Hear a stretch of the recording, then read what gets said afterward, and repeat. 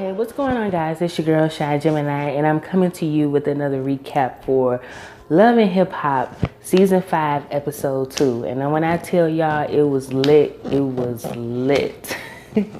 So much going on, so much drama, family drama, like it was a lot of crap going on. So we're gonna start with the beginning of the show with Miss Lyrica. And she's up there performing The Rent Is Due, Ain't Nothing Going On But the Rent, or whatever that song was. She performing and she rapping. And I'm like, okay, I thought she was an R&B singer, but she rapped too, I guess. Maybe she just trying whatever to see if it sticks. So Brooke and Princess is there, and they're talking and they're catching up with each other. And Princess is again telling them about her issues with Ray J and the fact that she's been sending these subliminal messages on social media, on Instagram. And during that, Miss Sonia, the boss lady, was going back and forth with her on social media. So y'all know Sonia did not play when it comes to them kids. She don't play. We've been knowing this for years. So they talked about that. Then they noticed that Brooke, we introduced Brooke again to the storyline. Brooke has on this big ass rock on her finger, and they're like, oh, what's going on? Well, Brooke explains that the little triangle she had between Booby and Marcus is done.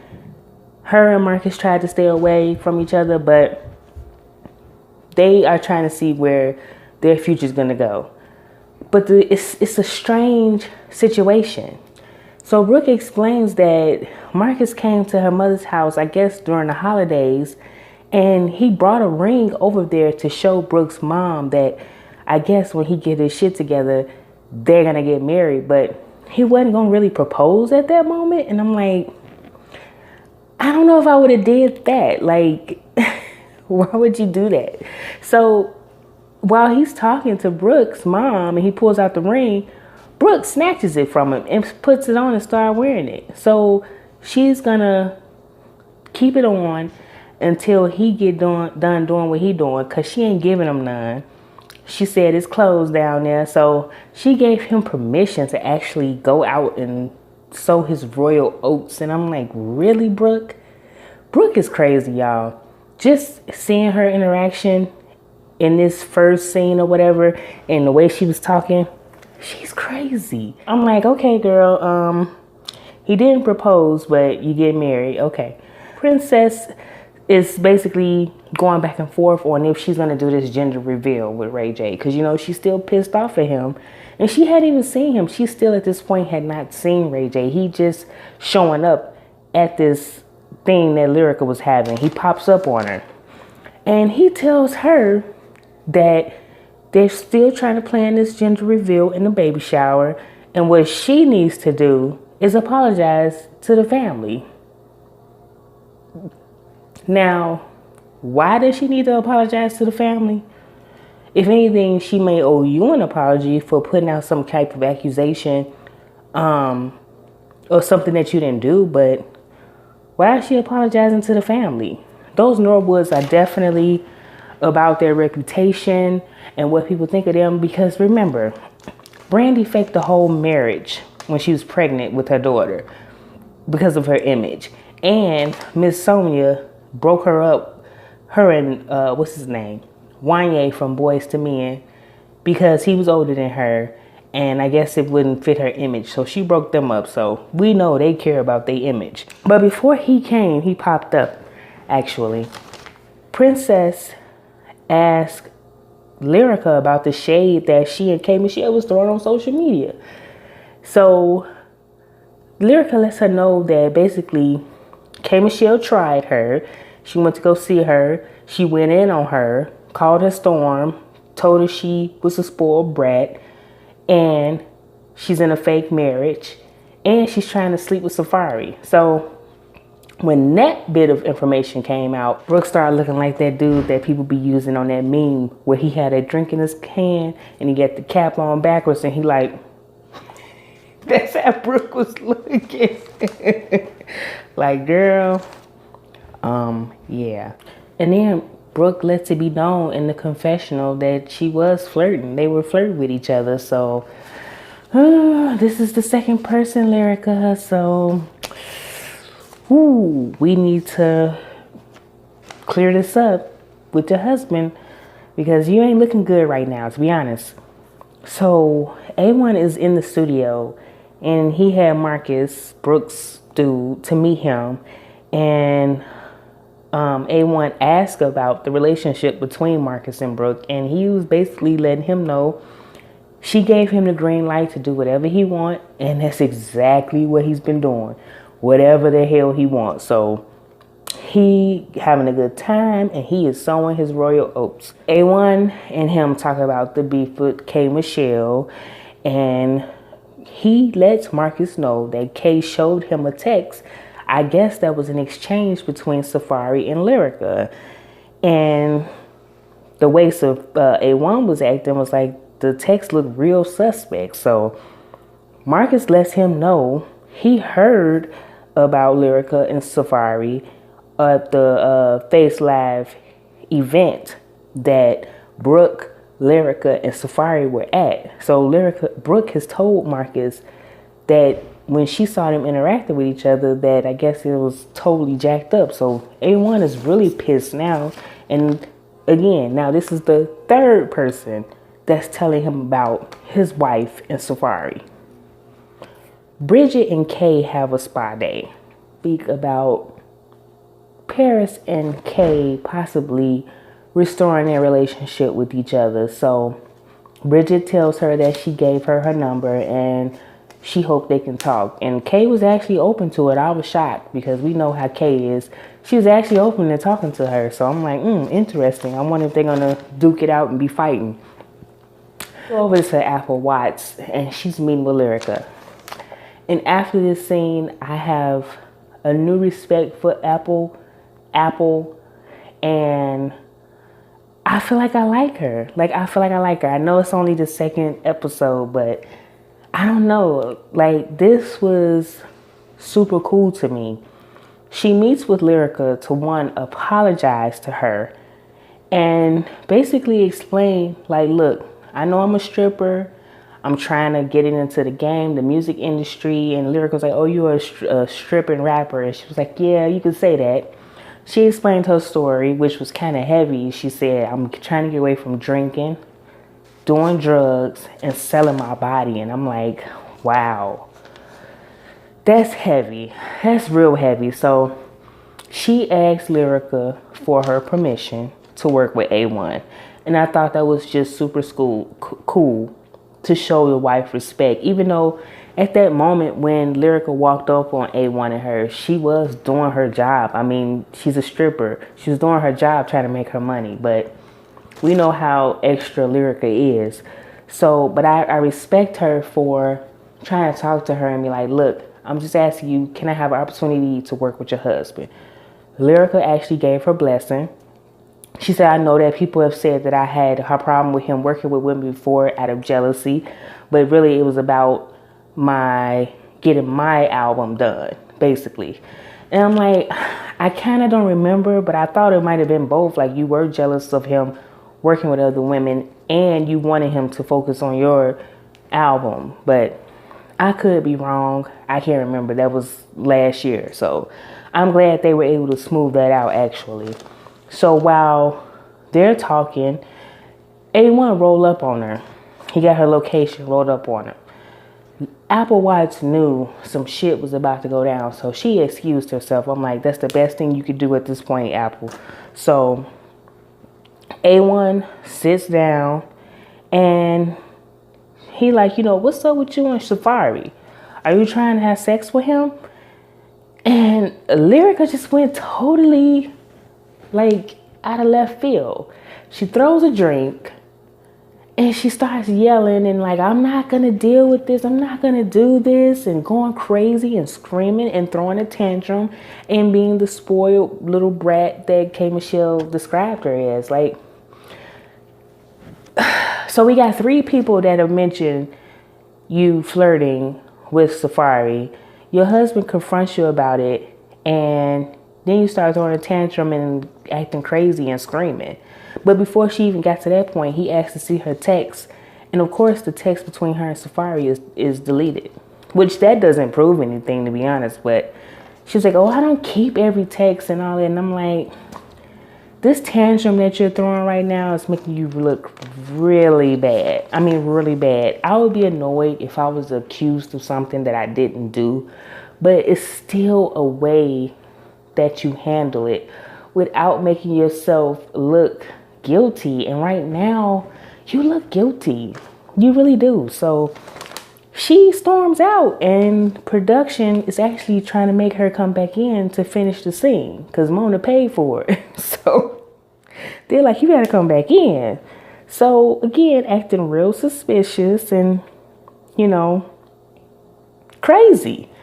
So A1 puts the icing on the cake and mentions what Brooke told Marcus. Lyrica really was pissed then. She was like, oh, this supposed to be my friend. And she going back and telling my husband stuff. Like, okay, I'm going to handle her. So now she pissed at Brooke. So she leaves and says she going to her mama house. And I'm like, girl, you just looking really bad out here in these streets. Later on, Donatella, I honestly don't remember her. Donatella, I guess she was on there last season. But, and I actually came in and out of Hollywood last season. But she had an event and she invited the girls, Princess, Paris, Brooke, and they see each other and they basically tell her what went down between K. Michelle and Lyrica. And Paris was like, hey, I tried to tell her, like, K. Michelle is K. Michelle. So Princess again lets them know that Ray J wants an apology for the things that she said on social media, and she not here for it. She said that girls was DMing her. So when she texts Brandy to show the DM, Brandy calls her, but she didn't answer because she was talking to her other girl about it. And then Brandy texted her and said, oh, you scared? And this is the second time, Paris, you done threw some slick shade in there. I didn't mention it last time, but you called her Moesha last episode. In this episode, you called her Cinderella, and she was like, Cinderella did that? And I'm like, girl, you being real shady right now. I'm like, did y'all catch that? She keep calling her all these characters she played. She called her Moesha, then she called her Cinderella. Like, girl, you are really trying it for somebody that we don't really know outside of K. Michelle. Like, you're trying it. It was kind of funny though, but you're trying it. So in the midst of them talking, Brooke spots Marcus. And I'm like, this is not going to be good. Even though he's standing there by himself at that moment. She walks over like, hey, baby, and whatever she said to him. They talking. While they talking, he's like, oh, man, like this is a bad time for me to be running to her right now.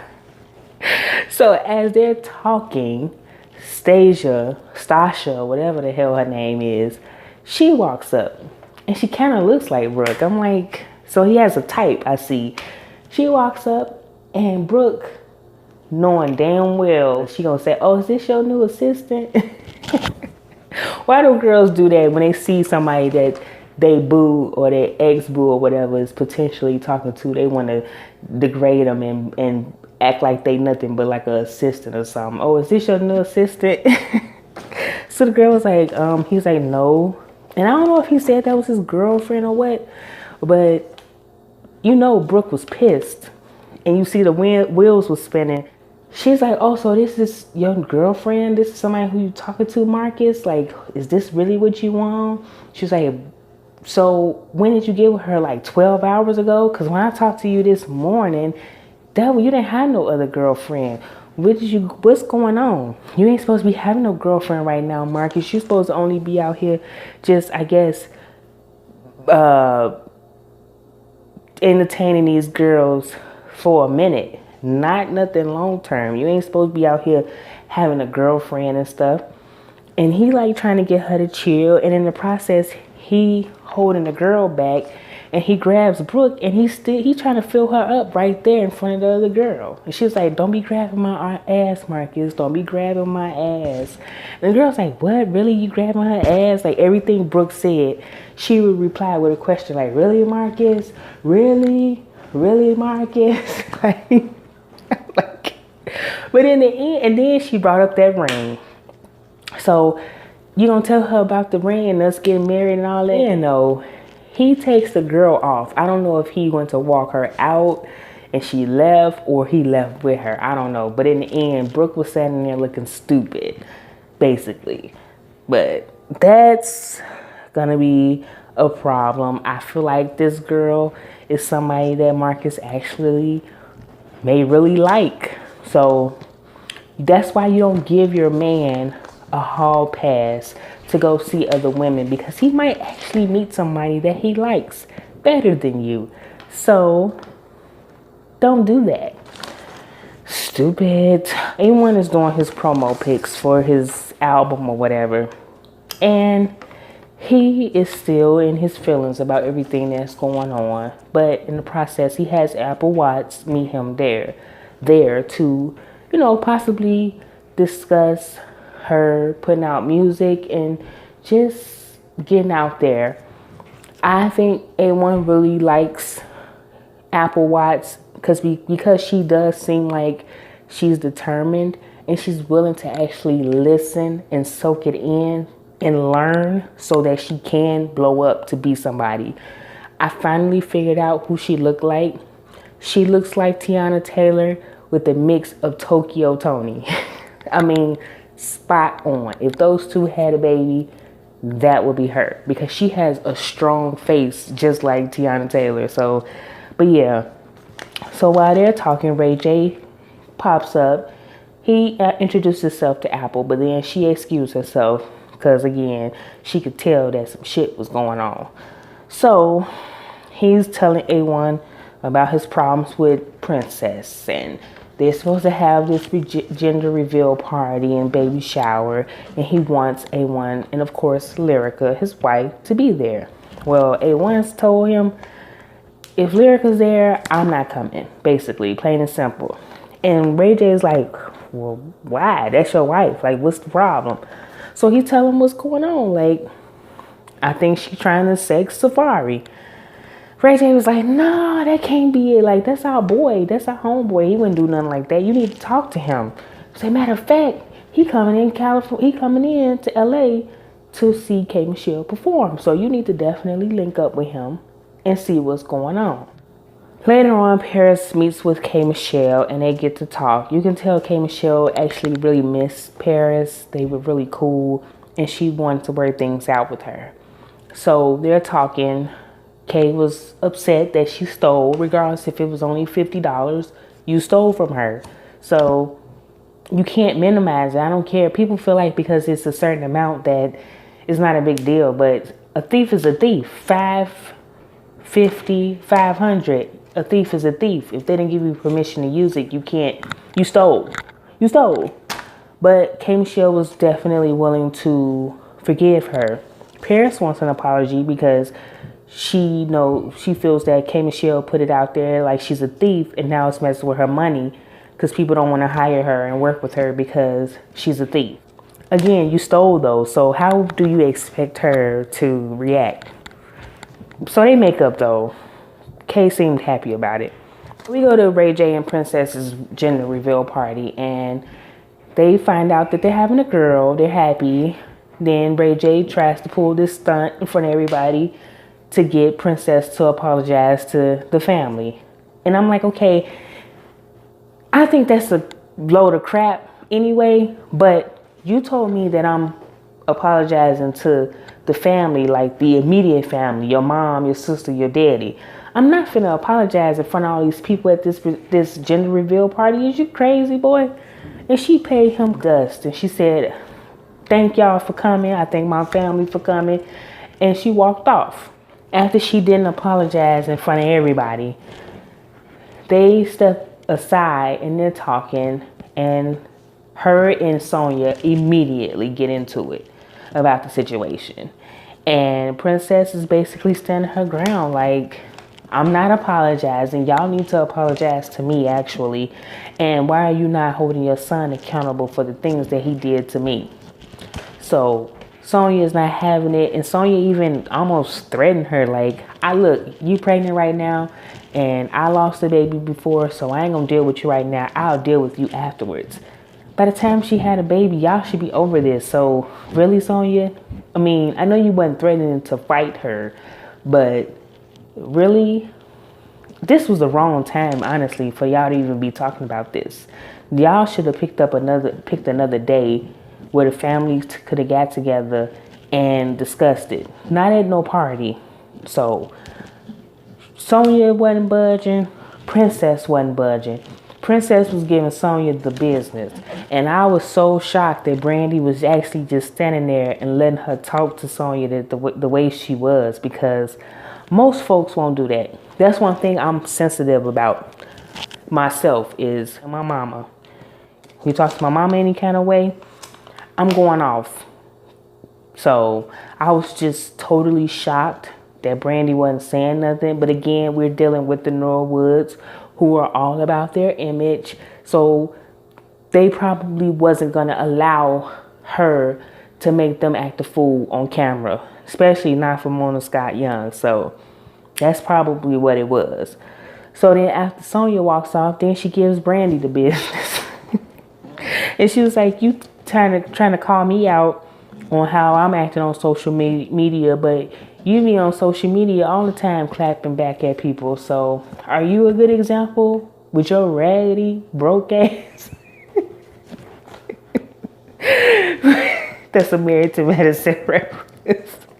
But yeah, she was like, you be on social media all the time clapping back at people. But Brandy was like, oh, well, you know, I'm not perfect, but I'm trying to be good. I'm trying to be better. Brandy was so calm. I'm like, she is really trying to not act out on this camera. She probably cussed Princess out after those cameras was gone. And she probably was sending her a bunch of text messages. So, again, not resolved, because Princess was like, look, y'all can have a relationship with the baby, but as far as me, it's a wrap. So, a mess. Lyrica and Brooke getting into it at the gender reveal, because Lyrica decided to confront Brooke about her co-signing her flirting with Safari. And again, in this scene, Lyrica made herself look stupid because she was going off. Brooke was just as calm. She was laughing at her. Just made her look stupid. She trying to fight her. Brooke was like, why are you getting upset? Like, what's wrong with you? You tried to fuck him, didn't you? You did. Like, she was making her look stupid, and Brooke was getting more and more mad. And you know, that's one thing people hate, when you not having no type of reaction or nothing, but that person is just getting madder and madder, and you standing there just smiling and laughing in their face. That's exactly what Brooke did. And she was like, you got a whole husband and a side dude. Like, you lit. So she made Lyrica look stupid. Like, Lyrica, this was not your episode. It really wasn't. You look guilty as hell. Maybe it's a misunderstanding. She was like, you don't want to tell me that his thing wrapped around his leg. And I'm like, oh, okay. Maybe she saw the Instagram and the tweet that we saw of his thing. I don't know, but you look stupid, Lyrica. You did. So they had to escort her out because she was being stupid. It ends with A1 confronting Safari. And they're meeting, and they put him in the weirdest placement. Like, they put him in between what was that, a Honda Civic or something? Like, it was the weirdest thing.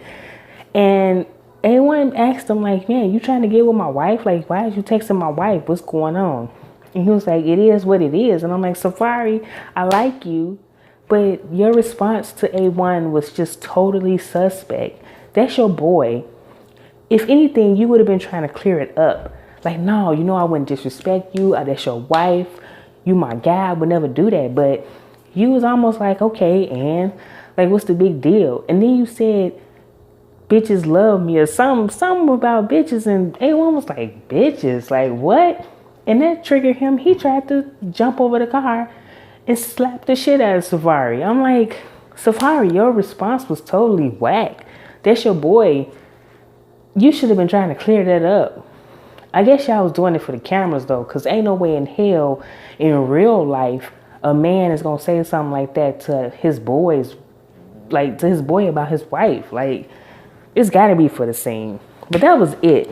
I can't wait for next episode because like I said, Hollywood is definitely lit this season. Very interesting storylines. It keeps you like paying attention. It's cool. So I enjoyed it. That's it, guys. Thumbs up this video. Please share it. Subscribe to the channel if you are not a subscriber. Again, thank you to all of my new subscribers. I've gained some more. I'm so excited. But that's it, guys. Talk to you later.